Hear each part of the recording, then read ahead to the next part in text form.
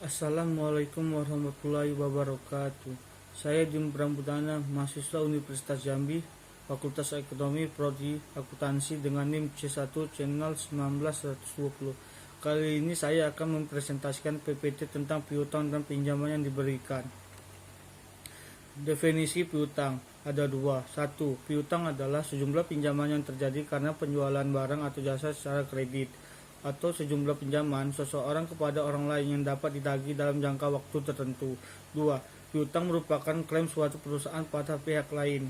Hampir semua entitas memiliki piutang baik dengan transaksi penjualan atau pendapatan maupun berasal dari transaksi lainnya. Untuk perusahaan dagang dan manufaktur, jenis piutang yang muncul adalah piutang dagang dan piutang lainnya. Piutang yang terkait dengan pendapatan disebut piutang usaha. Jenis-jenis piutang. 1. Piutang usaha. Piutang usaha atau account receivable adalah suatu jumlah pembelian kredit dari pelanggan yang muncul sebagai akibat dari penjualan barang atau jasa. 2. Wesel tagih. Wesel tagih atau notes receivable adalah surat formal yang diterbitkan sebagai bentuk pengukuran utang. 3. Piutang lainnya. Piutang lain-lain atau other receivable adalah jenis piutang yang mencakup selain piutang dagang. Contohnya, piutang bunga, piutang gaji, uang muka karyawan, dan restitusi pajak. Secara umum berasal dari kegiatan operasional perusahaan. Oleh karena itu, piutang jenis ini diklasifikasikan dan dilaporkan pada bagian secara terpisah di neraca. Wesel tagih. Wesel merupakan janji tertulis yang tidak bersyarat, ditandatangani oleh pembuatnya untuk membayar sejumlah uang atau pada suatu tanggal yang ditetapkan pada masa yang akan datang kepada pihak yang memerintahkan. Penerbit wesel disebut wesel bayar atau notes payable, sedangkan penerima wesel disebut wesel tagih atau notes receivable. Wesel tagih akuntansi untuk mencatat piutang wesel dibagi 3, yaitu 1. Pengakuan piutang wesel, 2. Penilaian piutang wesel atau pelunasan piutang wesel, 3. Pelimpahan atau pengalian atau perdiskontoan piutang wesel. Piutang wesel timbul karena adanya 1. Penjualan kredit, 2. Pemberian pinjaman, 3. Perubahan dari piutang menjadi piutang wesel. Pengakuan awal. Piutang diakui pada laporan posisi keuangan jika entitas tersebut menjadi bagian dalam kontrak piutang tersebut. Dalam transaksi penjualan atau pendapatan, pengakuan piutang dikaitkan dengan pengakuan pendapatan. Saat perusahaan telah mengakui pendapatannya, maka perusahaan akan mengakui piutangnya. Dalam transaksi piutang yang dikaitkan dengan pemberian pinjaman, piutang diakui sesuai ketentuan dalam kontrak tersebut. Sesuai PSAK 55, piutang diakui oleh entitas sebesar nilai wajar. Nilai wajar merupakan harga perolehan atau nilai pertukaran antara kedua belah pihak pada tanggal transaksi.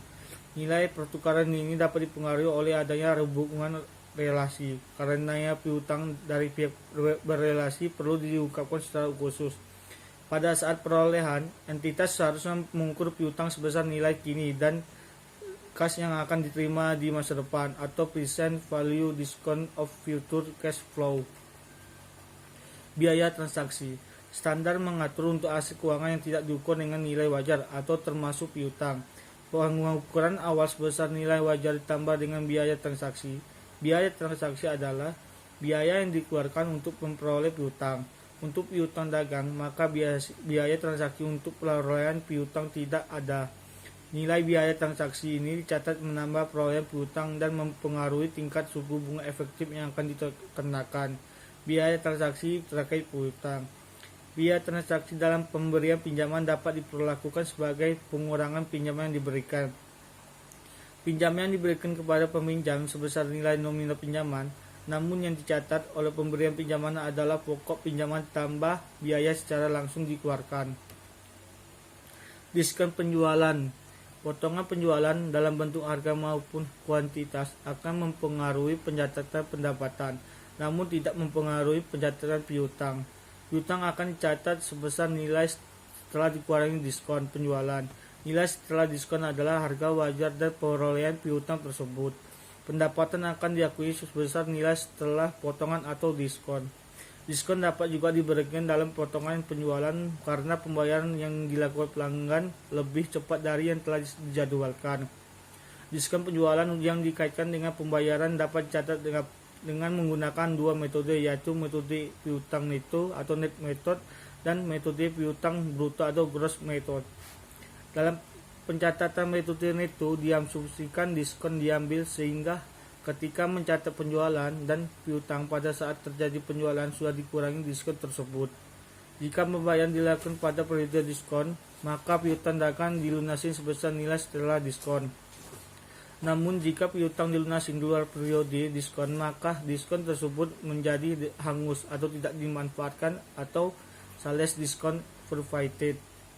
Untuk pencatatan dengan metode bruto, piutang dagang pada saat penjualan sebesar nilai penjualan sebelum diskon. Jika pelanggan membayar pada periode diskon, akan dicatat nilai diskonnya. Untuk pelanggan yang membayar di luar periode diskon, tidak akan ada pencatatan diskon. Pengukuran setelah perolehan. Piutang termasuk kategori aset keuangan pinjaman yang diberikan dari piutang. Menurut PSAK 55 atau revisi 2013, LR diukur berdasarkan biaya perolehan yang diamortisasi dengan menggunakan suku bunga efektif. Untuk bentuk pinjaman yang diberikan, pengukuran setelah tanggal perolehan membutuhkan perhitungan amortisasi, diskon, dan premium setiap tanggal pelaporan. Untuk pinjaman di entitas bukan lembaga keuangan, bentuk ini diberikan dalam bentuk Excel tagih dalam jangka panjang. Pencatatan piutang sebesar harga perolehan yang diamortisasi. Untuk piutang dagang atau usaha, jangka waktu piutang relatif pendek. Piutang dagang juga tidak ada bunganya, sehingga jarang diamortisasi. Namun, untuk piutang dagang atau piutang usaha yang jelas-jelas baru akan dilunasi dalam jangka panjang, sehingga bunga menjadi material untuk diperhitungkan, tetap harus disajikan sebesar nilai amortisasi. Penyajian. Piutang dalam posisi keuangan disajikan dalam laporan keuangan aset lancar. Perusahaan menyajikan piutang dalam beberapa kategori seperti piutang dagang, piutang usaha, dan piutang lainnya. Nilai piutang disajikan di laporan posisi keuangan. Setelah dikurangi dengan cadangan kerugian penurunan nilai, piutang biasanya disajikan dalam suatu baris, tetapi dapat juga disajikan secara detail subkomponennya. Pengungkapan kebijakan akuntansi piutang diletakkan bersamaan dengan pengungkapan instrumen keuangan. Kebijakan akuntansi yang dijelaskan dalam kebijakan akuntansi piutang diantaranya adalah metode pengakuan awal, metode pengukuran setelah perolehan, metode untuk menghitung penurunan nilai, penjelasan mengenai penghapusan piutang. Sekian dan terima kasih. Lebih dan kurangnya saya mohon maaf. Wabillahi taufiq wal hidayah. Wassalamualaikum warahmatullahi wabarakatuh.